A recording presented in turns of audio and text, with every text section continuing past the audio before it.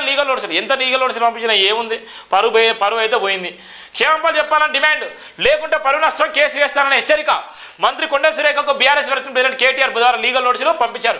సినీ stars Naga Chaitanya Samantha విడిపోవడానికి తన కారణం అంటూ సురేఖ మాట్లాడిన మాటలు అసత్యమని, ఆ మాటకు గాను తనకు క్షమాపణలు చెప్పాలని కేటీఆర్ డిమాండ్ చేశారు. లేదంటే చట్ట ప్రకారం చర్యలు తీసుకుంటారని పరువు నష్టం కేసు వేస్తారని ఆయన హెచ్చరించారు. గతంలో తనకు సంబంధం లేని ఫోన్ ట్యాపింగ్ కేసులు తనపై సురేఖ అసత్య ఆరోపణలు చేశారని అప్పుడు కూడా ఆమెకు నోటీసులు పంపించాలని కేటీఆర్ గుర్తు చేశారు. తన గౌరవానికి ఇమేజ్కి భంగం కలిగించాలనే లక్ష్యంతోనే పదే ఆమె ఇలాంటి అసత్య ఆరోపణలు చేస్తున్నారని పేర్కొన్నారు. మహిళ ఉండి సాటి మహిళ పేరును, సినిమా నటుల పేరును వాడుకొని వారి వ్యక్తిత్వ ఆహారానికి కూడా పాల్పడ దురదృష్టమని కేటీఆర్ కూడా అన్నటువంటి నేపథ్యం కూడా చూస్తున్నాం. ఇలా తెలంగాణ రాష్ట్రంలో ఎన్నో సమస్యలు, ఈ సమస్యను తెరపై తీసుకొచ్చినటువంటి మంత్రులు, ఈ సమస్యను తీసుకొచ్చినటువంటి మంత్రులు కానీ ఇలా కాంగ్రెస్ ప్రభుత్వానికి ఎట్లా బుద్ధి చెప్పాలో మీరు ఆలోచించండి. ఒక పక్కన ఇలా ఆకలి చావులు వస్తున్నారు, ఇలా ఒక పక్కన ఇవాళ భయంకర పరిస్థితి, ఒక పక్కన ఇవాళ రైతులు ఇవాళ ఇబ్బంది పడేటువంటి నేపథ్యం, మరో పక్కన వర్షాలు వచ్చి అతలకుతలమైన నేపథ్యం ఉంది. అవన్నీ పక్కన పెట్టేసుకొని ఇవాళ చిల్లర రాజకీయాలు వేసేటువంటి నేపథ్యం అయితే చూస్తున్నాం. ఇది మన ఉన్నటువంటి నేపథ్యం. ఇగో జీవో 315కు బాధితులకు న్యాయం చేస్తాం. ఇవన్నీ అయిపోయిందిగా. తగ్గుతున్న సర్కార్ ఆమ్దాని, ప్రతి నెల టార్గెట్ కంటే 2000 కోట్లు తక్కువ ఆదాయం. ఇక చూడు, ఇక దీని మీద ఫోకస్ పెట్టట్లేదు వీళ్ళు. కొట్టుకొని తగ్గుతున్నటువంటి ఆదాయం చూడు. గతంలో బీఆర్ఎస్ ఆదాయం పెరిగింది, ఇప్పుడు తగ్గుతుంది ఆదాయం. దీనివల్ల ప్రజలకు ఎంత భారం అంటే అంత భారం. కమర్షియల్ ట్యాక్స్, ఎక్స్చేంజ్ రిజిస్ట్రేషన్ల శాఖలో తగ్గిన ఇన్కమ్, వరద నష్టం పనులకు నిధులు ఎట్లా అని ప్రభుత్వం తర్జన వరద సాయంపై కేంద్రం మరోసారి కేవలం దీని గురించి ఆలోచించాలి. దీని గురించి ఏ మంత్రి కన్నా ఉందా, ఏమైనా అడుగుతున్నారా? ఏమి లేదు.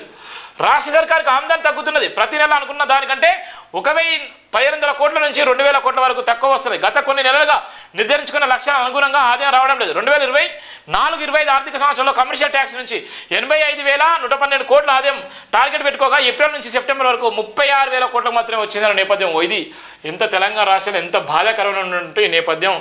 అది నమస్తేలో ఉన్నటువంటి వార్త. రేవంత్ దృష్టి పడకూడదని సామాన్యుల సర్కార్ నింపిన భయం ఇది. ప్రజల్లో కూడు కట్టుకున్న ఆందోళన ఇది. మూసీ తీరంలో తమ ఇండ్లపై సీఎం రేవంత్ కాంగ్రెస్ దృష్టి పడద్దని కోరుకుంటూ దృష్టి తీస్తున్న వినాయక నగర్ కాలనీ వాసులు. ఇక రేవంత్ రెడ్డికి మొదలైంది పాపం. సమంత ఫోటోను కూడా వాడిళ్ళు బతుకమ్మ ఆశీస్సులు కావాలని మొత్తుకుంటున్నారు. మరి మూసిని మించి కాంగ్రెస్ కంపు ఉన్నటువంటి నేపథ్యం ఉంది. కూల్చివేతల వ్యతిరేకంగా దారి మళ్లించేందుకు డైవర్షన్ పాలిటిక్స్. ఇది అసలు కూల్చివేతలను డైవర్షన్ చేయడానికి సమంతను తెరపై తీసుకొచ్చిళ్ళు, నాగార్జున ఫ్యామిలీ తెరపై తీసుకొచ్చింది ఎవరంటే ఒక మంత్రులు. వాళ్ళు మామూలు కూడా కదా, ఒక మంత్రులు. ఎక్కడ నూలు పోగుకున్నటువంటి సంబంధం ఏంది, నూలు పోగు ఇష్యూ ఎక్కడికి వచ్చింది, నూలు పోగులో సంబంధించినటువంటి అంశాన్ని తీసుకొచ్చి ఇవాళ రాష్ట్రంలో ఉన్నటువంటి ఇవాళ ఎవరైనా ఇవాళ సోషల్ మీడియాలో ఎవరు పెట్టినా కూడా వాళ్ళందరి మీద ఇదే రియాక్షన్ అవుతా.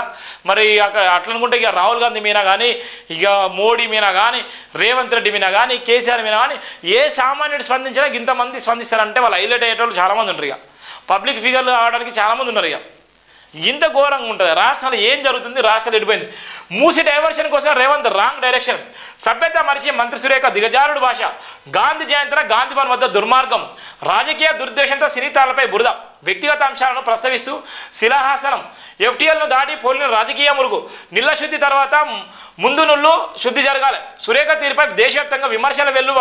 పలువురు రాజకీయ సినీ ప్రముఖులు ఖండన. పిచ్చాసుపత్రికి పంపాలన్న అక్కినేని అభిమానులు. ఇక చూడు, పిచ్చాసుపత్రికి పంపాలన్న అక్కినేని అభిమానులు. గింత ఘోరం. అక్కినేని కుటుంబంపై ఎందుకు పగ?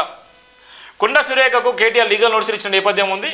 ఇంత దారుణంగా ఉన్నటువంటి పరిస్థితి. మరి దీనికి సంబంధించినటువంటి వీళ్ళిద్దరు కూడా మాట్లాడారు. సురేఖ వ్యాఖ్యలు అబద్ధం, అసంభవం. మీ విమర్శలు సినీ ప్రముఖుల జీవితాలను వాడొద్దు, తక్షణమే వ్యాఖ్యలు వెనక్కి తీసుకోవాలని నాగార్జున కూడా చెప్పిన నేపథ్యం ఉంది. సురేఖ క్షమాపణ చెప్పాలని కూడా నేపథ్యం ఉంది. బాధ్యత గల మంత్రులు నిరాశలా ప్రవర్తిస్తే ఎట్లా? రాహుల్ గాంధీకి చేసిన ఫిర్యాదులు అక్కినేని అమల. కొండ వ్యాఖ్యలపై బగ్గుమన్న సినీ రంగ ప్రముఖులు. ఇక్కడ ఉన్నటువంటి ఏ అయితే అక్కినేని అమల రాహుల్ గాంధీ చెప్పిందో రాహుల్ గాంధీ కూడా స్పందించిన నేపథ్యం ఉంది.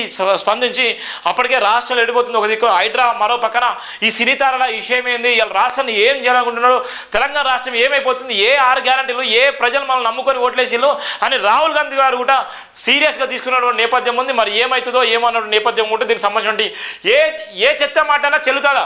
ప్రజల పట్ల మీరు బాధ్యతగా ఉంటారనుకోవడం మూర్ఖత్వం. మీలాంటి నాయకులను చూస్తే అసహ్యం వేస్తుంది నాని.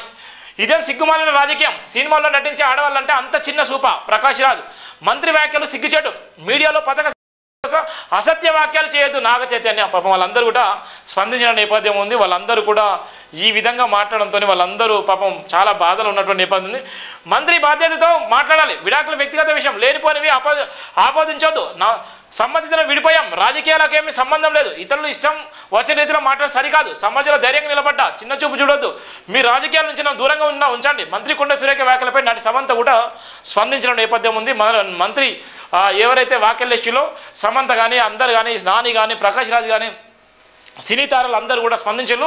మీ వ్యాఖ్యలు వెనక తీసుకోండి, మిమ్మల్ని రాజకీయాలు వేరు సినిమా ఫీల్డ్ వేరు, కలర్ఫుల్ ఉన్నటువంటి జీవితాలను రాజకీయాల వైపు మళ్లించొద్దు అని కూడా వాళ్ళకి హెచ్చరిక జారీ చేసింది. దీని విషయంలో స్పందించిన రాహుల్ గాంధీ కూడా ఏం నిర్ణయం తీసుకుంటాడో ఇప్పటికే అయితే సీరియస్గా అయితే రేవంత్ రెడ్డికి ఉన్న మంత్రులు కూడా సీరియస్గా చెప్పిన నేపథ్యం ఉంది. ఇప్పటికే ఇక్కడ ఏ అయితే ఇన్ఛార్జిగా ఉన్నటువంటి దేవదాస్ మున్షి కూడా ఎప్పటికీ అప్పుడు సమాచారం అందించినప్పుడు కూడా ఆమె ఉన్నటువంటి సీనియర్ మంత్రులు వాళ్ళందరూ కూడా ఆమె రాయబారానికి వచ్చిళ్ళు, మీరు ఏది కూడా ఢిల్లీకి సమాచారం అందించ అని చెప్పిన నేపథ్యం ఉంది. గత కొన్ని రోజుల నుంచి కూడా ఇప్పుడు కాంగ్రెస్ భవన్ నుంచి మొదలుకుంటే కాంగ్రెస్ వచ్చిన తర్వాత గుసగుసలు అయితే బలంగా వినబడుతున్నాయి.